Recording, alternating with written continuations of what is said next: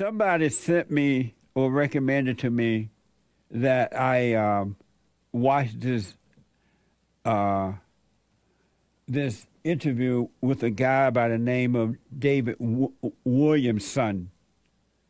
And so I watched it. And when I watched it, I sent it to all my staff, everybody in my office, and I asked them to watch it.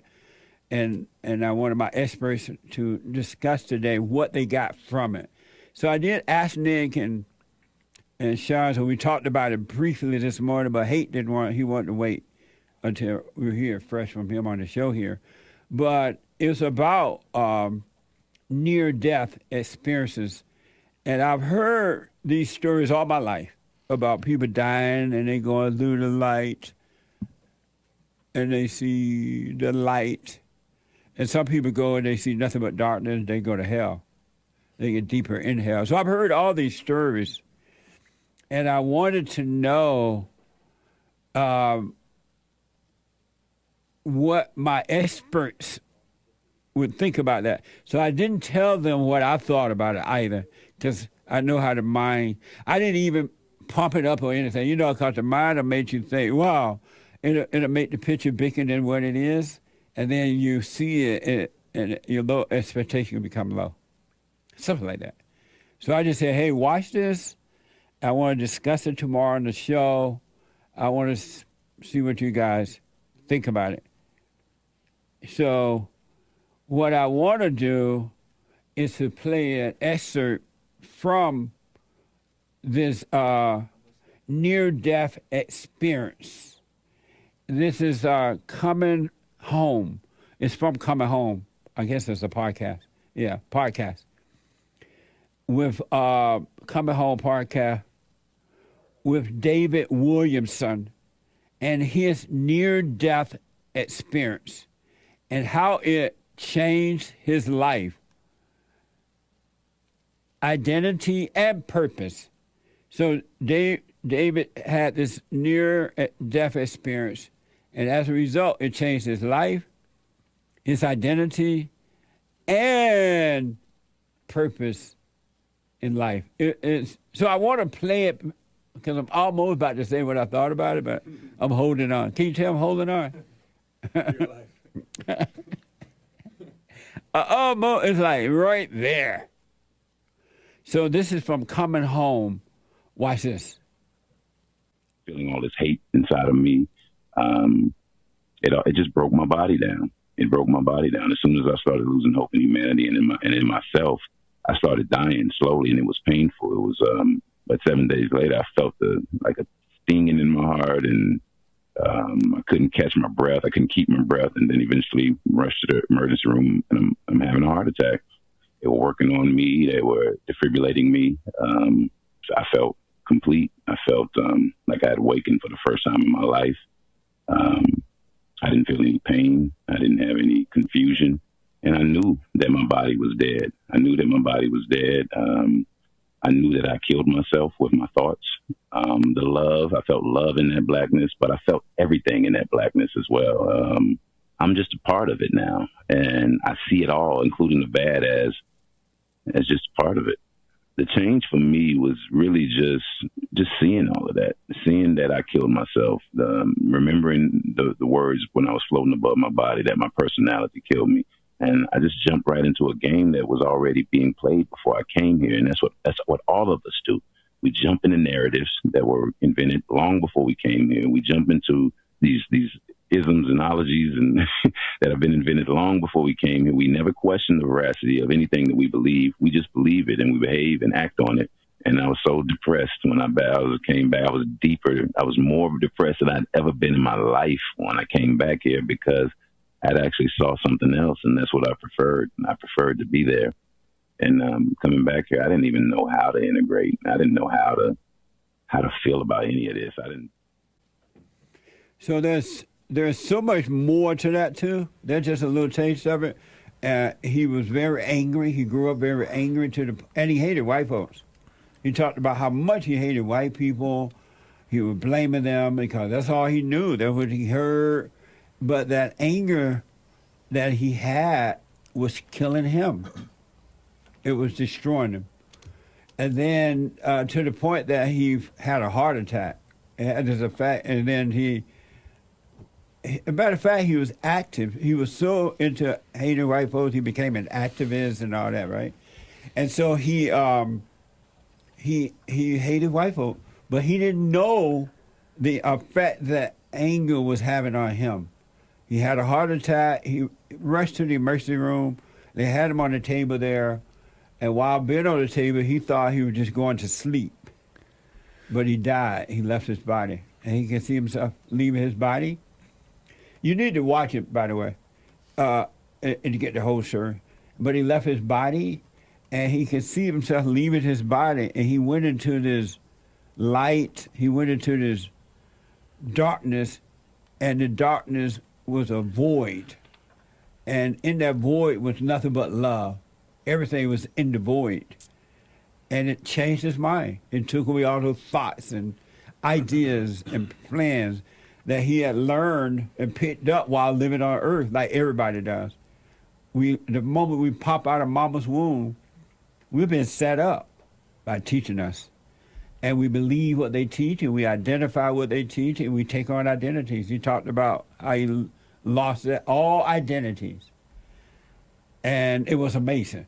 But what I want to do, because of time here, and so I'm telling you, you got to let anger go, but I want to hear, hey, what did you think about the interview?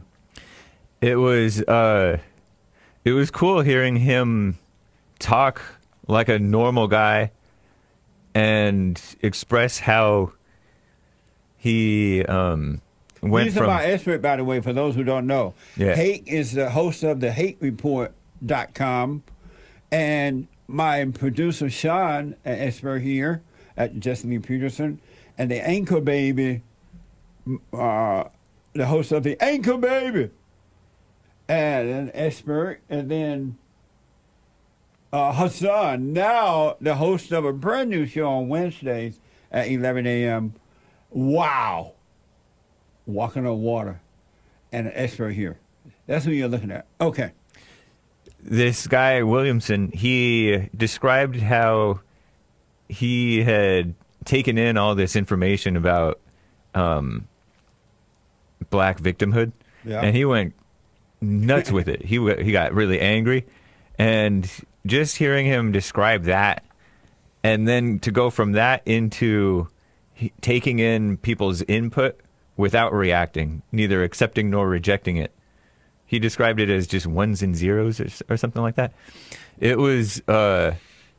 It was refreshing to hear him talk about just taking life without accepting nor rejecting it, and just being even keel about it.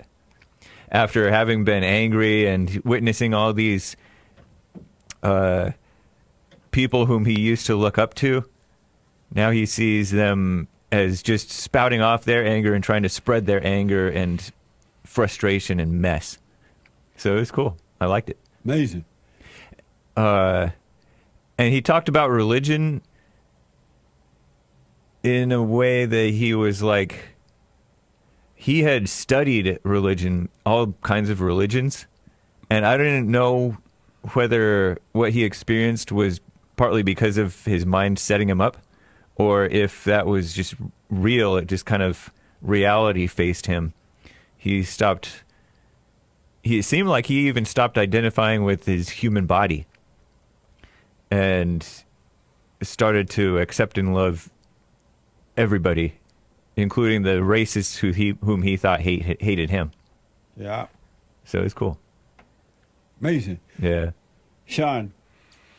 Yeah, I had heard and read and seen, people who had near-death experiences, and there's a lot of overlap and common threads throughout their experiences. A lot of people see the same things, and the white light and the hovering above your body, right. Seeing yourself down there. There's also, sort of rejoining your loved ones, having a sense that they're there. And there's also the sort of being pulled being pulled in that other direction. Yes. And then there's also this sort of choice, and he mentions it too. There's sort of like a choice that you're given, a choice like, are you ready to go, or do you want to go back, or do you want to go back to the world? You have to. It seems like one of the common threads is you have to sort of be ready either to go in one direction or the other. You're either ready or you're not. I had heard similar things, but the one part that I hadn't heard before was his realization about thoughts and how his personality was the thing that actually killed him. And he didn't like literally kill himself, but he did in a way, because he saw for the first time that it was his thoughts that caused the anger and that caused his body to break down. So I never heard it put quite that way before on any other place besides here. And it was really, really amazing. Yeah. Amazing interview. Nice. Anchor baby. Hey. What did you get from it? I had a bit of a embarrassing response to it, because I saw him speaking and I knew it was true what he was saying, but I instantly became afraid of my own life. And I just thought he was describing being on the gurney and the heart attack and being apart from his body, and how he saw his body and he knew that he had killed himself with thoughts. And I saw how he was just describing so much. You guys really got to see it. But he was describing how his nervous system had basically become accustomed to responding certain ways, and how these are things we all learn. And how, anyway, so he saw his body and he saw that he had killed himself with his thoughts. And I became afraid of my own life, on almost like you could say like a selfish, like I don't want to, it's too scary what you're saying. It's making me think of me or guilt. And I saw how my own nervous system has been taught that way too. I hear the calls on the Jesse Lee Peterson show, and I'll hear things that you're saying on the show or other people will say, and I'll think, that's me. And I saw how I taught myself that guilt. You know what I mean? Yeah. I taught myself to respond in that way. There's like so much. It was super interesting. He described all that knowledge he got and thinking to himself that he should know what salvation is and feels like, but why isn't his life that way? And then how part of the pain of his experience was that disconnect. Being on the outside looking in and never feeling like he was really involved in his life the way he wanted to be. But that was like a false illusion. Yeah. The whole thing was an illusion. And he came out and he saw, wow, I killed myself with my thoughts. It was really interesting. Oh, I don't want to be too long-winded, but the void, when he looked into the void and he saw that it was everything and that he had a connection to it, and it was everything. It was everything. And he described his relationship with the void when talking to people and how he has access to everything. And I realized that my desire to be connected with this void, even really young, was what made me do things like smoke pot. You know what I mean? I remember smoking pot and thinking, wow, this is that void. This is that connection to that void he's talking about. And back then I was like, this is it. This is real. I remember thinking that. And it kind of unraveled that. You know what I mean? Like it kind of unraveled some of that. There's a lot, but it was really good. Amazing. Did you watch it, Hassan? I did. I watched like the first 15, 20 minutes and I fell asleep, but, Oh, okay. but not because it wasn't interesting, just because I put it on kind of late. Oh, I see. But I will say that I'm already envisioning the Fallen State episode with you and him discussing this. Amazing. That would be interesting. Yeah. But yeah, just in quick, I would say that when you have, I guess, fear and anger and stuff like that, it's no life at all. You know, living a life like that, you know, like a Grinch kind of person, or, you know, being angry and fearful and having these perceived, you know, notions of people and stuff, you're walking around life dead already. You're not, it's no life at all, you know? So. Amazing. I've heard over the years many near-death stories, but I never heard the truth about near-death until now, what it really meant. Not that it didn't happen to those folks or whatever. But it just didn't make sense. I almost didn't believe other stories I've heard. But this guy, David Williamson, when I was watching this, as Nick just said, I was listening to the truth. The truth it was all about the truth. And the truth had an amazing effect on me. It was the truth. And I haven't heard, even though I know one or two other men who know the truth as well, I know them and they know the truth. But I have not heard a near-death experience explained like this. David Williamson talked about the anger that he had, how he hated the white man and he hated this. And he didn't know it was destroying him. He didn't know that it was affecting his mind. And when he had the heart attack, he realized that he had killed himself with the anger. It was the anger and the mindset. And so when he left his body, as Sarah mentioned earlier, he went into this void. And in this void was nothing but love and life and everything. And I'm paraphrasing some of the things here because of time. It was nothing but love. But what happened, and he didn't know it was going to happen, he lost all identity. His glass was empty. He lost the identity, every identity and thought he had about things. They went away. They were taken away from him. And he could see the light. He saw love. It was just about that. And in that darkness, he called it, in the darkness was a void. It reminded me of some stuff in the Bible we read. But everything was in that darkness. The light was in the darkness. The life was in the darkness. And it took away all of his identities. And it reminded me of how I tell people all the time, not bragging about me, but you have to let go of all identity. All ideas and all identity. Stop picking them up. And that's what the world is teaching you, to have identities, like slavery, like religion. He made the point there are all kinds of religions out there, right? But it ain't about religion. It's the spirit. It's about the light. And so don't identify with religion, because you start fighting over religion and all kinds of things. And what brought him back, because he didn't want to come back, he remembered seeing a woman when he was leaving his body, or he looked down back at the body he was leaving. He remembered seeing a woman in the hospital holding her face like this. She could, as though she was in stress that he was dying. And he felt bad for her because he wasn't dying. He was just leaving. He was really overcoming the fake stuff, the false stuff, the identities and the hate, the anger that he had. But he wasn't dying, so he felt bad for her. Then he thought of his, long story short, he thought of his aunt. And I believe he said his aunt was like a mother to him. It was his mother's sister, and they were real close, I think he said. And so she was like a mother. He thought of her, and he felt for her. He wanted to help her, or something like that. And long story short, he ended up coming back.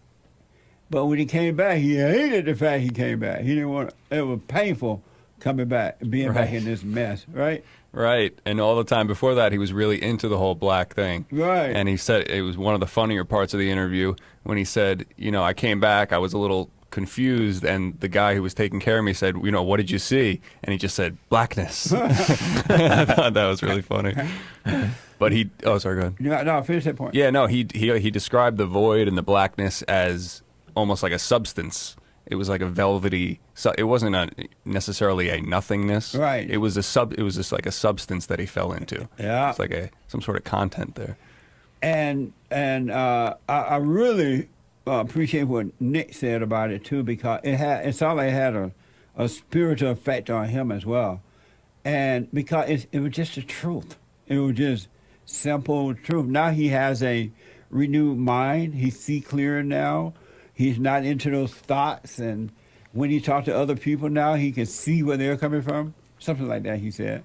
And he's able to relate to them respond to them because he see where they're coming from. Right. Yeah. And talking about the religion thing, he said that there's all different types of religion because the man had asked them, well, would you call that God? Are you into Jesus? And he said, you could call it whatever you want. Like, I don't really identify necessarily. Yes. And I don't intellectualize it is another way of saying that. Right. And a lot of people will intellectualize the near-death experience and talk about all these different things, Yeah. the DMT in the brain releases the white light and, yeah, he did it in an amazing way. And He also you mentioned his talking with people. Yeah. He doesn't just take in the words they say, but he's also paying attention to what they're giving him, all the communication they're giving him, the attitude, Yeah. how he can sense that they're inwardly feeling, whether they're aware that they're communicating that to him or not, and that informs how he responds to them. Absolutely. He died the ego death. The real him came alive. The not him died. It's the ego death. And then he rose, right? But he said now he's clearer and everything, but his body still can have indigestion and things like that. But he's not his body now. He know that. And even though the body still have different pain, because the body is of the earth, right? It goes away anyway. It's not bothering him. It's not him. It's just his body. Nice. It makes me think. Oh, go ahead, Nick. Sorry. May I say it the way he said it? He said, what you guys are saying. He said that. Well, they asked him how he saw things differently now, and he said that he just sees himself as part of it all. He's just part of it all, the good, the bad, all of it. He's just like an organ, a 1 and a 0, information. It's like knowing that he could be at peace, but his body is still a body that's in flux. That he has acid in his stomach, that that changes. Yeah. But yet he can't hate it because it's like hating an organ, and that's like he like makes that example of the rest of his life too. He's like whole again. He's one now. He's not divided. He said that it's like he has his lung is in his body, right? Mm-hmm. You remember that? Yeah. But he said that he has liver and stomach and all that, and it's all one. He can't hate the stomach. He can't hate the liver because it's all one. He's just one now. And that's what's going to happen, folks. When you forgive and you let the ego die, you will no longer divide it. You will be one. And that's what you want. And all the teaching and the stuff that we've been told, they've been lying to us. I got to be rich. I got to be poor. I got to be this and I got to be that. They keep you divided. I got to make a career and I got to have this. And you identify with these things, and it's hell because it keeps you divided. It keeps you away from the truth, from becoming one, from becoming whole. It was an amazing, it's so much more than what we're even telling you now here. So I hope you can watch it. David Williamson, Williamson, Williamson, Williamson, near-death experience. I encourage you to watch it. Amazing. Anything else about that? I posted the link in the chat. Oh, good. If you guys are trying to find the video we're talking about. Nice. Amazing. I was just going to say real quick that it kind of reminds me of the Job story, but also like a mixture of Paul on the road to Damascus and even with Jesus kind of showing the dying and resurrecting. So, it is interesting how it's like a mixture of these things. It was so amazing. It really, really was. It was the truth. And if you welcome that truth, you will be impacted by it. And I know everybody's not going to welcome it. They're going to reject. They love their hell. They don't want the light. They don't want to be the light. They want to be the darkness. So I understand that. But for those who are seeking, drop the anger.